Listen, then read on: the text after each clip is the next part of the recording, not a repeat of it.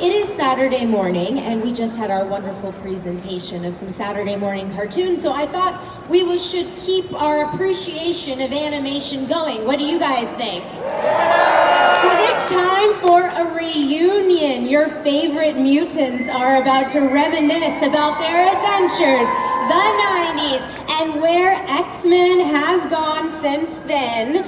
Ladies and gentlemen, please welcome your moderator from The Hollywood Reporter, Byron Burton, for the X-Men Animated Series reunion! Los Angeles Comic-Con, how are we doing this morning? It's a pleasure to be hosting this panel. I am a contributor to The Hollywood Reporter and a National Arts and Entertainment Award-winning journalist. I won that award for a piece on this lovely cast. Let's get ready to bring them out, but before we do, here's a quick walk down memory lane. It will be easier if you don't resist, and less dangerous. Who are you? What do you want with us? My name is Sinister. Mr. Sinister. Maverick, scan the area. Blue Boy, get those doors open. My name is Mr. McCoy, madam, not Blue Boy. I'll take these. You must like to play cards. I like solitaire, okay? Unless I got someone to play with. You're lying. Stop.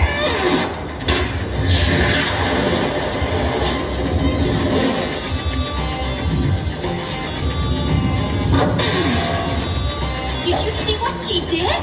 Yes, Rogue has a way with men.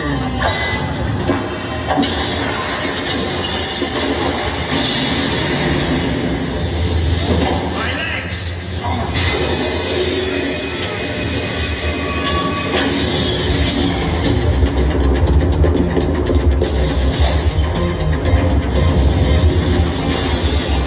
This'll teach you to keep your paws off the wall.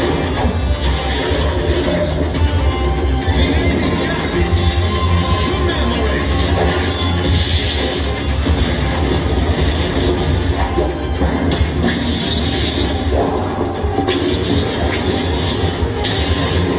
Lightning, deliver this place from darkness.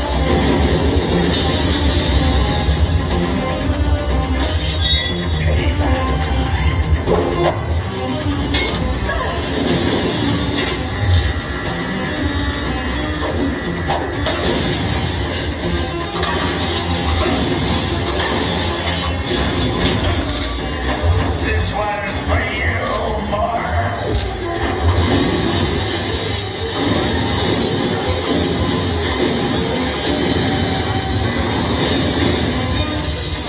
Is that all of them? Ain't that enough? Ladies and gentlemen, producer, director, and incredible artist, Mr. Larry Houston. The incredible voice of Mr. Sinister, Chris Britton. The beast himself, intellectual George Buza. Next we have the Southern Belle herself, Miss Lenore Zann Rogue. The only Gambit, the Cajun we all love, Chris Potter. Come on up.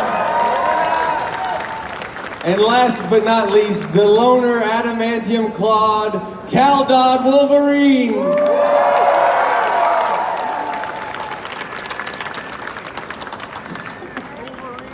Welcome. How's everybody doing in the audience?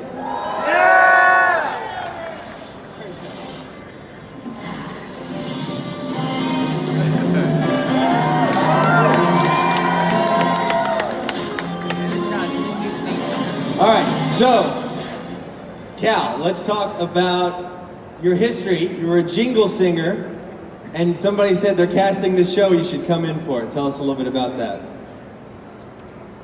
Yes, is this on? Yeah, I was a jingle singer. I sang all kinds of commercials and stuff for years and never did a voiceover. And they called me, Karen Gora called me, as she called everyone.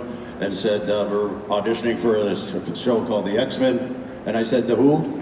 She said, The X-Men. They were auditioning for the role of Wolverine. And I said, okay, fine. So I went, didn't I? I said, who's he? No idea. They showed me a picture when I got to the audition, and I looked at them, they gave me a line to read, and I said, you like picking on people smaller than you? Well, I'm smaller than you. Pick on me. And they went, peace and out. And that was the beginning of this whole thing, which is fantastic. Chris, you were just talking a little bit backstage about the process that you had when you went to audition. I think it was a fantastic story. Would you share that with us? Hi.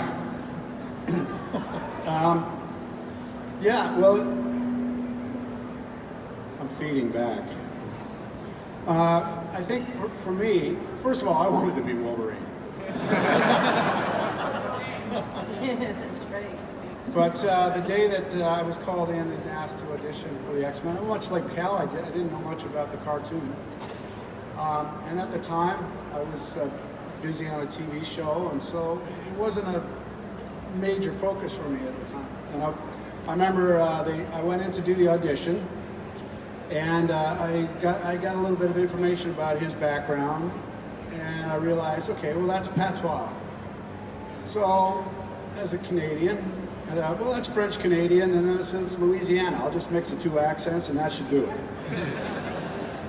So I got to the audition, and I heard other guys auditioning through the door, which was not really fair in a way, and I just thought, no. And when I went in, I thought, this is what they're going to want. And I read it, and I got the job. Now, I'll wrap it up, but basically, I didn't realize the depth of the X-Men animated series, the depth of the characters, and the depth of the writing until after I'd finished it. And how those characters were so human and were changing viewers' lives, young and old. So I became much more proud of my involvement with the X-Men as the years went on. And I thought, and I was Gambit.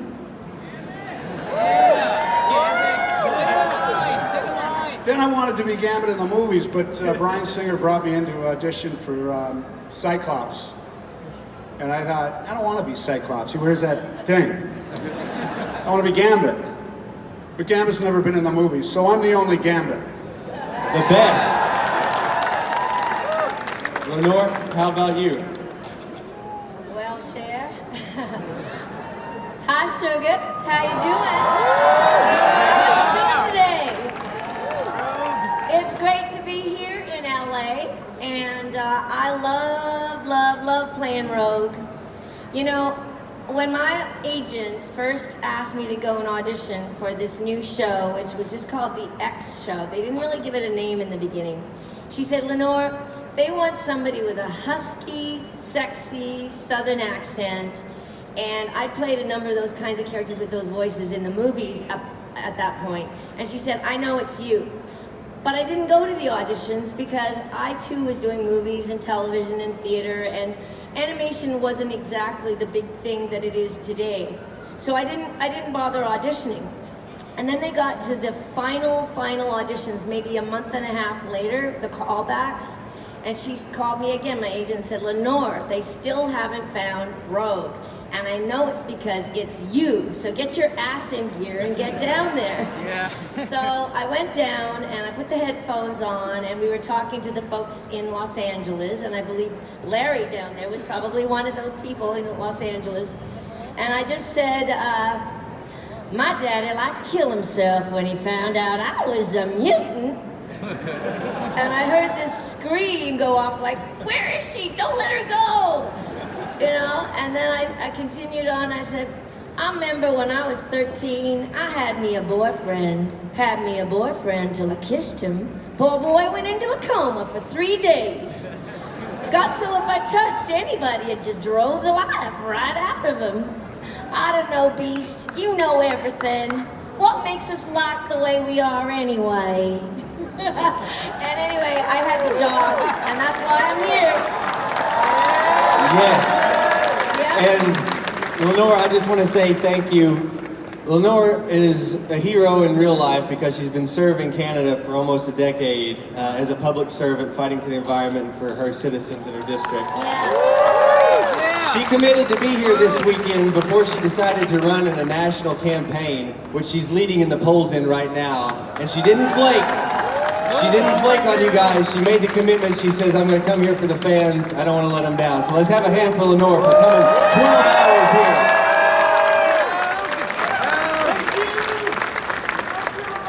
George, you, obviously the writing was great for Beast. He quoted a lot of great people, literary, icons. But it was your voice. You gave a real sophistication and an empathy to him. And talk about how you crafted that voice in the audition.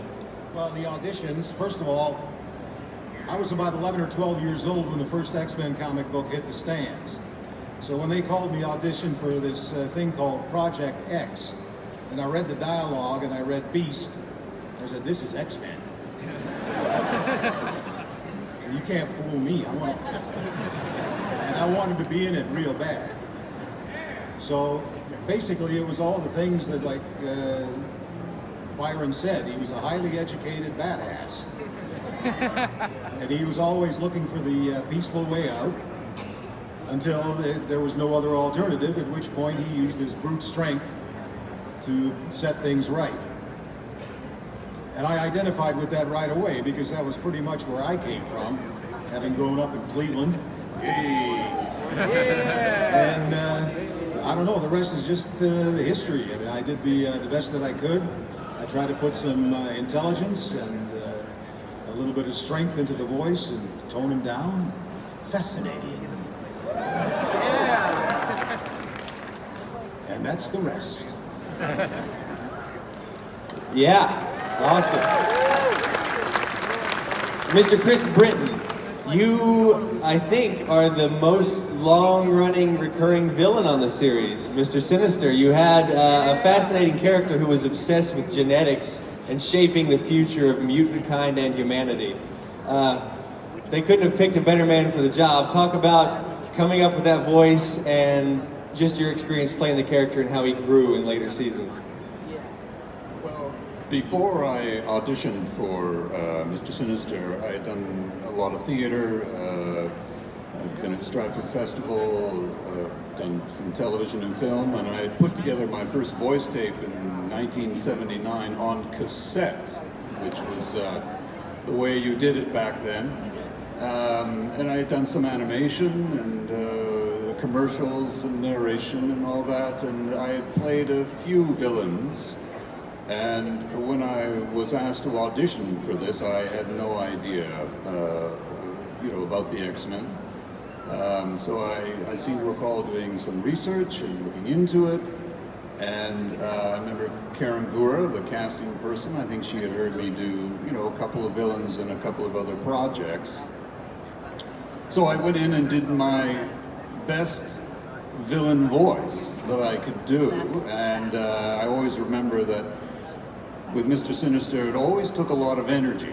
And I'd always wear just a t-shirt to the sessions because you end up just sweating because, there's a lot of energy behind that character. And the name Mr. Sinister, it was just something that I enjoyed getting into. And I remember thinking, well, with this character, you've got to have a lot of fun with it. And that's exactly what I did. I remember having a lot of fun with that character. Yeah. Larry, we've discussed this privately many times, but talk about some of the changes that you came up with artistically that really shaped the future of the show early on. Well, for me, I'm a long time, I'm an old fanboy, as you can tell, but I've been for like 12 years before the show got on the air. I had been trying to get the X-Men on the air, doing every little thing I could. And I came to the show with the background of being in the animation business for like 12 years and also being a fanboy since I was in elementary school. So I brought both of those things to the table to try and put together a show that you guys would all love, that I would love if I was like 9 years old again. And And one of the things we did when we were casting for the show, I mean, all of these actors here, we had other actors come in, but when these guys, all of these actors here, when they came on board, their auditions, they nailed it on the first try. It's like, we got it, you know, we got our role, we got our beast, we got everybody, you know. They were perfect because we didn't want to use regular cartoon voices. We wanted to go with people who had worked in theater to add some more adult gravitas to the dialogue and to the characters and stuff. And so we got the perfect crew for the X-Men here. Yes, you did. Lenore, Rogue was very complex because she was so strong she could go toe-to-toe with any male counterpart, which made her a great role model for young girls.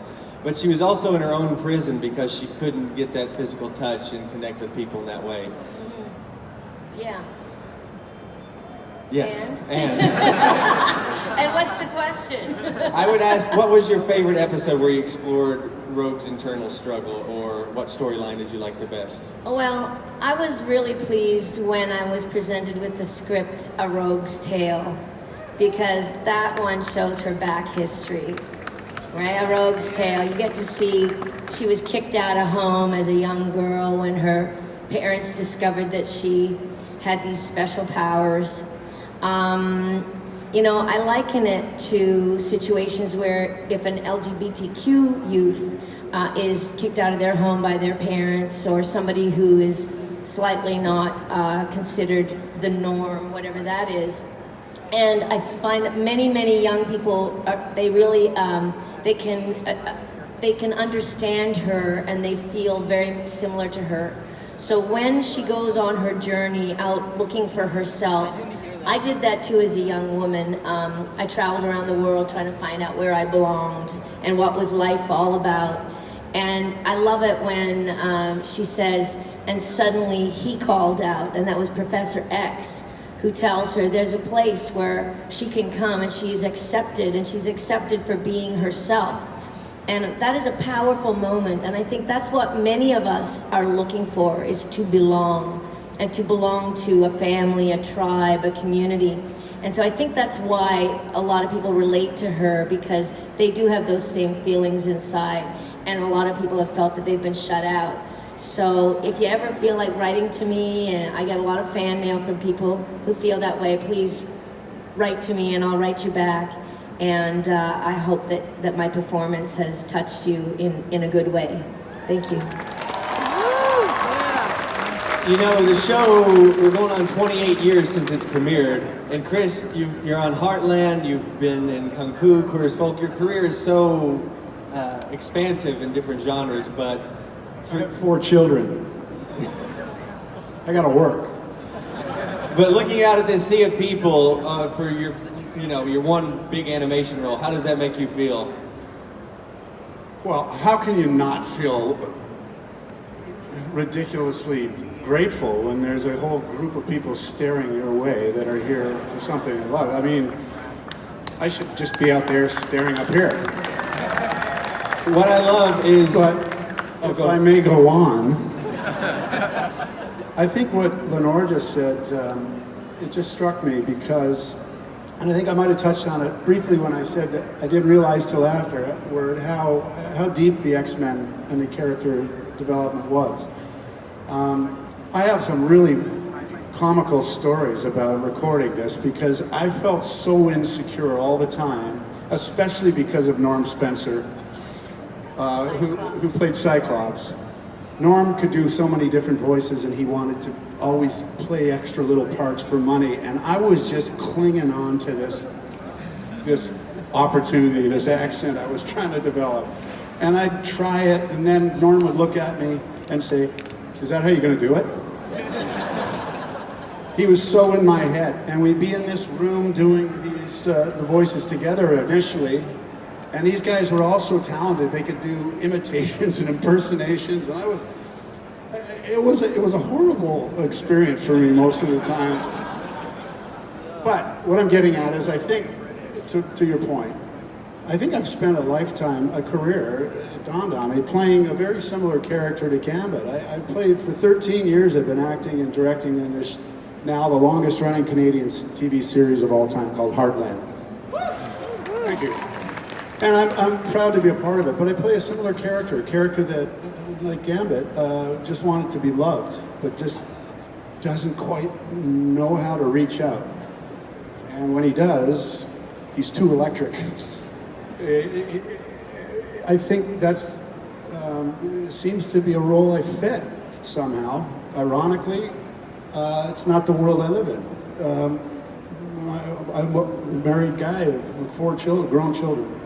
But those characters, I seem to have some empathy for, and I feel that that's a big part of, was a big part of Gambit and Rogue's relationship. That he was very isolated, lived in very isolated from the others, and typically those are the characters I've been playing. So, next question. Well, we've got a surprise for you guys. We've worked very hard to get all these people together, and Larry here at the end has worked very hard to put together an exclusive LA Comic-Con print of all these X-Men, never before done. Jacob, let's cue to the print. First appearance, Larry has it at his booth today. It's Saturday and Sunday only, brand new print featuring all the stars of X-Men and our greatest villain, Mr. Sinister. We just have a few minutes for questions, but we'll be happy to answer all your questions in Autograph Alley, which we're headed to next. So we've got a roaming mic, I believe, for 1 or 2 questions. All right, I see some hands. Start with him, that'd be great. Hello. I was wondering, is there any chance of us getting a Blu-ray series release anytime soon? Larry? I think that now that Marvel and Disney owns the characters again, I hear that they are going back to do that. Fantastic. Yeah. Down here.